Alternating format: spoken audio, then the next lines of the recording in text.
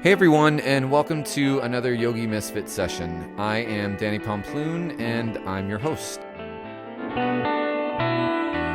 Today we have Jen DeKok on the show. Jen DeKok is a studio manager. She's a yoga teacher. She's a fun love ball and just a big light to be around. Jen, how's it going? It is going wonderful. Thank you. How are you? I'm doing really good. I'm really happy I just got done traveling, so I just got back home yesterday, and I'm really glad to be home. Nice. Yeah, this was I don't know, I think it was like 9 studios in 2 months or something like that. In addition to all my other classes that I was teaching, and you know, That is a lot of you, traveling. yeah, you've seen my travel schedule recently. Yes, it is crazy. So, for the listeners that are out there, I have worked with Jen in the past. I actually didn't know her until she moved up to San Francisco, and she's kind of one of those people that you just meet and you're like, I want to be friends with you. And as we first started working together, I was just like, I just want to go and hang out and have lunch with her. And we this one time we went to go have a lunch meeting, and it ended up just being like a meeting of the minds. Like we ended up just like hanging out and talking about life and yada yada yada. And she's just been super supportive, not just of me, but of, I feel like all of your people you're super supportive of, and you get really excited for everyone's like stuff, like whatever they're doing. You're like, all right, let's do it. Yes, I do. I love all the things That's that everyone is doing. That's good. Or have you always been like that? Have you always been like just super excited about like supporting people? I think it's something that I got into more once I got into yoga. I think Mm. my excitement level for people, that made it just increase so much in seeing people grow through their practice. Right. Right. So since we're talking about that, why yoga for you? So, yoga for me, it started out as a physical recovery from an injury. And then the more I got into it, the more I wanted to be able to learn how to control my mind and control my Hmm. thoughts and to use my mind to be the happiest person that I can be, and then to help other people be able to do that as well. And how long have you been teaching for, Jen? Yes, How long have you been teaching for? I have been teaching for a little over 8 years. Okay. Wow. What did your teaching journey start like? My teaching journey started, I had just started going to yoga again after I had been in a car accident because I hadn't been able to do any other types of exercise. So I thought, oh, maybe I'll try yoga. And at the same time, I was trying to transition out of a career as a civil litigation paralegal. And I was trying to figure out what I wanted to do next. And I'd always said, if I ever don't have to work full time, I would love to be a yoga teacher. That would be so fun. So I ended up doing my teacher training through Core Power in Minneapolis in 2008. And as soon as I started teacher training, I thought, I want to manage a yoga studio. This looks really fun to me. So that kind of set me on the path of teaching the yoga and managing a studio. Teaching the yoga and managing the studio, Yeah, along with all the things. exactly. And how long have you been? So you teach and you manage currently. How long have you been managing a studio for? I've been managing for 6 years now, and this is my Okay. sixth studio. What's it like managing a yoga studio? Oh my gosh, it is a jack of all trades endeavor. That is for sure. One of the things I love about it so much is that I get to use all my different skills, ranging from leading and facilitating teacher training programs to teaching yoga to working in a sales kind of aspect of my job to facilities to fostering people and helping teachers grow in their teaching skills and helping students grow through their practice. So I just love all the different things I get to do. You're basically like mother hen. Yes, I am. the mama bear. You watch it. You watch. Yeah, yeah. You watch out for all your little I chickadees. do. I love them. And so you were. Where were you? Where were you at before you moved to San Francisco? Before San Francisco, I was in Los Angeles for about two Oh, years. that's right. Yep. I knew that. Yeah. Hey, hi-yo, hometown. What? Yeah, you know about Los Angeles. That's right. I love it down there. I don't miss the traffic. However, I do miss going down there, and there's a charm about the city. I love Los Angeles. I mean, I know now I live in San Francisco, so I think I'm supposed to not like Los Angeles because I live in San Francisco. But it's my hometown. My family's still down there, and I love going down. I'm actually going down there in a few weeks. So Oh, me too. I love it down there. Once yeah. I moved here, How I was loved it there so much more. how? Yeah, right. How was the yoga scene there different from the yoga scene up here? Oh my gosh. Well, from my perspective, through core power, it's pretty similar. I mean, it's similar wherever you go with core power. Um, I feel like in San Francisco, since San Francisco is the starting point of yoga in the United States, I just feel like there is the yoga community here has just a little bit deeper roots than in Los Angeles. Los Angeles has a huge yoga community there as well. But I think just because it started in San Francisco, it just lends it something really special up here. Sure. What do you define as like the deep roots in the San Francisco yoga community? Um, we just have so many amazing teachers here that come from such a great lineage that have been around for such a long time.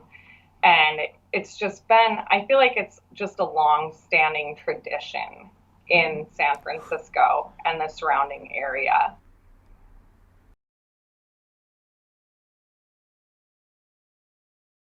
She's great.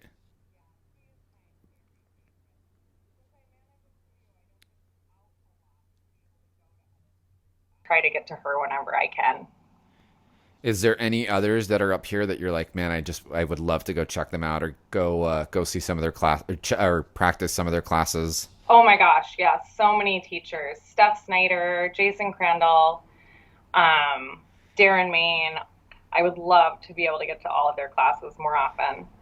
We've got to get you a little like a yoga class to-do list or a little checklist so you can like yoga bingo. I do. I need that. So Jen, one of the reasons why I wanted to have you on the podcast, we were talking about this. I think we were talking in person about it, about how I was doing like different things, and you were again doing your mama bear thing and just being super encouraging about like my projects and how you were telling me how I work really hard and yada yada yada, and in that conversation, I really got that you too had this other.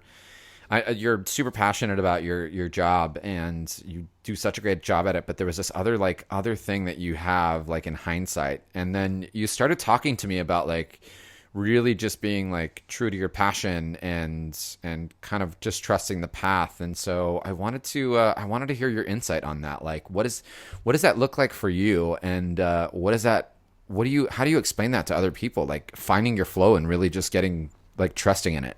Yeah.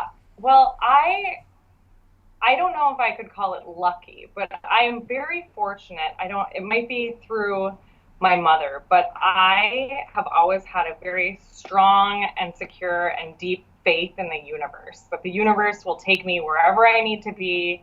And as long as I listen to that little voice inside of my gut or inside of my heart that Hmm. tells me what to do, I will be on the right path. Sure. And so I think in September, I had my Vedic chart done, and she was telling me that I had been in kind of a rut for like 12 years of not really knowing what my next adventure is. And she said that that will become more clear to me in the next couple of months. And so another thing that she suggested that I have been avoiding like the plague is that I start to meditate. And, yoga teacher, do as I say, not as I do. But I am Right. not, I've been meditating now for a month, and I'm very proud of myself. How's it going? It's going really well. I, of course, want to rush the process like I want to do in any other process of my life. Sure. So it's a wonderful exercise for me to just do the do Yeah. and be open to whatever comes of it. So she tells you to start meditating, and then what else? What comes of this? Well, I am working on the meditating so that I am having a more open path to Hmm. communicate with the universe, and also to just to be a less reactionary human, which is something I am always working on.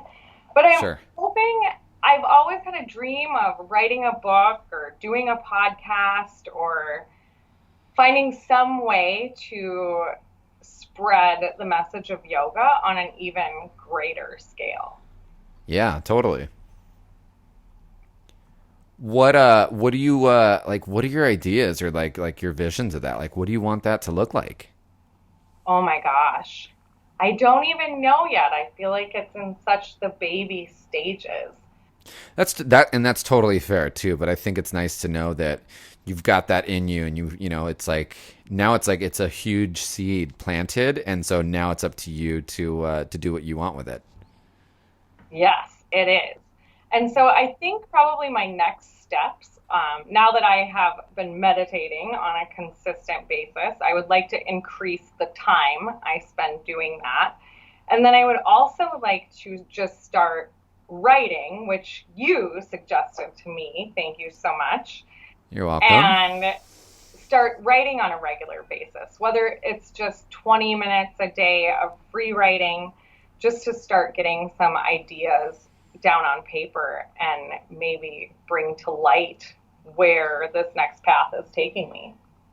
Yeah, someone really, when I told them, I was like, yeah, I want to write a book, or I want to start writing blogs, but I don't know what to write about. They were that their sage advice was just start writing, and then the story formulates after that. So like, don't worry about what exactly you need to try to like get out, and what it's going to formulate like, and blah, like, don't worry about the details just yet. Just start putting it all out there, and then you can start forming the story out of there. But really getting the practice of actually doing it, and not just saying, hey, this is something that I want to get done eventually one day maybe, because then one day maybe leads to no days maybe, and you don't get your book out, or whatever it is that you want to accomplish. Totally. Yeah. And Melissa May Smith, who is one of our fabulous teachers here and also a really wonderful writer, she had the same advice you did of just starting the practice of writing. And it's just the same as meditating. It's about doing the action and not being concerned about the outcome of it, which I guess basically is how life is doing the Hmm. action without Right. being attached to the outcome. Sure. So I think just kind of pouring my energy into a more specific direction and seeing where that leads. So what do you tell your little chickadees that want to either, when you see this fire and this light, and when they get excited about something, like what's your advice to them to like actually, go through, and again, the do as I say, not as I do thing. What's the thing that you tell them? Well, for my teachers, especially, a lot of times they come to me and they're like, I want to teach yoga full time. How do I do that? And then I just send them to you because I tell them, if you want to know how to live and teach and work the yoga full time, you have to hustle. And if you want to know how to hustle, you should talk to Danny because he is the best at it. Oh, that's funny. Yes. But it's the same thing. Like, finding a practice, whatever it is for them, their physical practice, a meditation practice, a writing practice, just finding that thing that can help them become clear and help them be a conduit for the messages that the universe has for them. When and I think because I would say for a majority of the people listening to the show, like talking about the universe is easy to understand. But what would you say to like people not able to listen to or to comprehend that word universe or that kind of practice? How would you then suggest that to someone like that? I always think that the asana practice is the gateway drug. So if you can just get somebody's body moving in the yoga postures, eventually it's like an onion and their layers will peel away, starting with the physical layers until they're able to almost accidentally realize that there are spiritual changes starting in their life, and then helping them get to that realization of, oh, well, my yoga practice is what got me this far. How can I expand my yoga practice to go deeper if that's what they want to do? And then from there, they can start to fish out whatever it is that comes up. Yeah, I always just tell people to focus on what interests them, because as yoga teachers or as yoga students, there's a million different areas we can focus on. I mean, there's an 8-limb path, for goodness sake. So there's 8 limbs right there. And whether it's reading books or taking classes or going to meditation or listening to podcasts or whatever it is, or studying anatomy or getting an anatomy coloring book, all those different ways we can nerd out on yoga, you can just find whichever way is the best and most exciting. I agree. I think, and I think kind of, to your point, I think it's really easy for us to, and that's really why I wanted to have you on today. It's because you talk so well about it. But it's really easy for people to want to do the thing and to listen in, but to do the actual work is a completely different story. It is, and I will testify to that 100%. I've been meaning to read Autobiography of a Yogi since I did teacher training 8 years ago. And I always put off reading books like that because I read the same paragraph 5 times and I don't recall any of it. And so I decided last month, I'm going to listen to that book in my car while I drive to and from work. Sure. And so I have been listening to that book and I'm almost finished. And it has been so inspiring to me. But even as I'm listening, I think to myself, if I would have tried to do this even a year ago or 2 years ago or at the beginning of when I did teacher training, I wouldn't have been ready for the message that book had for me yet. That's a really good point. Which is so interesting to me because now I'm listening to it and I just want to call somebody every 5 minutes and be like, oh my God, do you know what I just heard? This is the most incredible thing. And I don't think I would have been able to have it speak to me as well as it is at this moment in time if I wasn't ready for that. I wonder if that applies for when my partner makes breakfast and he's like, go do the dishes. And I'm like, I'm not ready for the message the dishes want me to receive. I really can't do them right now, babe. Yeah, try that out on him and let me know what happens. I bet he'll love that. That would be so great for a lot of things in life.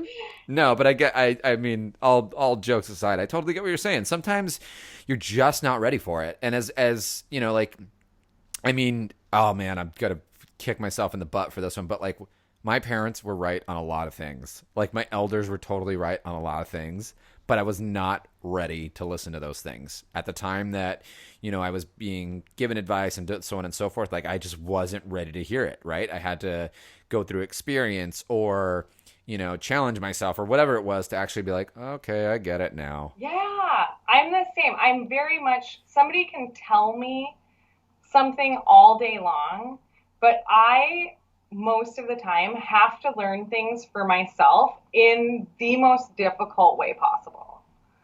I have not figured out how to learn things quickly and easily yet. And I'll say to my boyfriend all the time, honey, just because you understand something for me and try to explain it to me doesn't mean I have learned that for myself yet. It might be super easy for you to get it because you're watching from the outside, but for me, I have to go through a whole different process because that's the way I learn things. And also not getting frustrated when people are going through that process because everyone's process is totally different. Exactly. And I have the same thing with him. I want to be able to tell him, well, babe, if you just do this and this and this and this, duh, everything's going to be fine.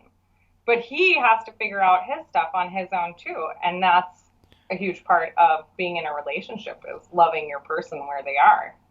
Yeah. Yeah, that's true. And I mean, even relationship with yourself, you gotta Yes. figure that out with yourself too. Yep.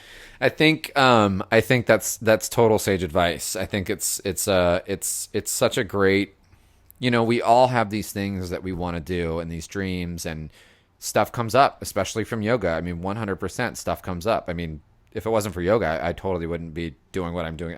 I would have never wanted to do a podcast or a YouTube channel or whatever to spread the message. I would have been stuck in some other realm. But you're right. I think it really steers things up. And so, really when that stuff starts to come up is just listening to it, acknowledge that it's there, and then trust the process along the way. Yeah. And just finding that place where you can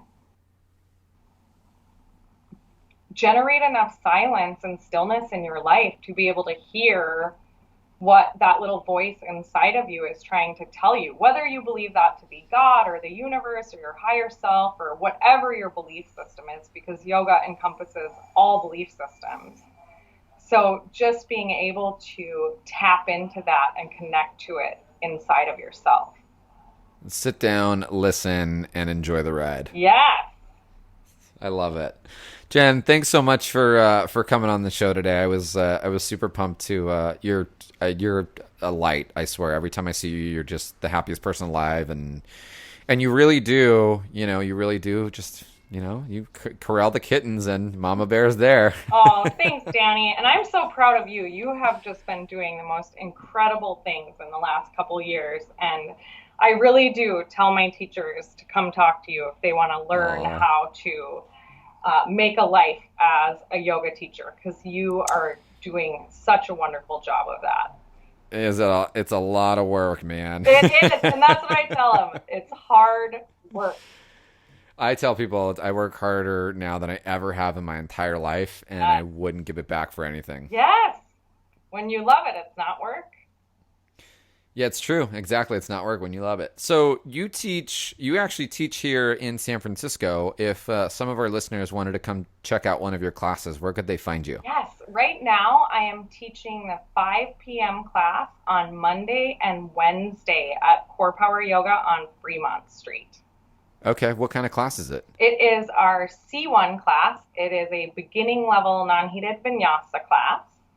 And then starting in November, we'll be adding non-heated C2 classes around the lunchtime. And I will probably be teaching the one on Tuesday.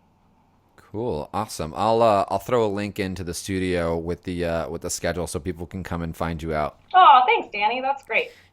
Yeah. Is there anything else you want to say to the listeners before we take off today? No, just go do your yoga. Do the do. Awesome. Well, guys, thanks again for listening in today. Until the next session, this is Danny and Jen saying toodaloo. Have a great day, everybody. Thanks, guys. Thank you.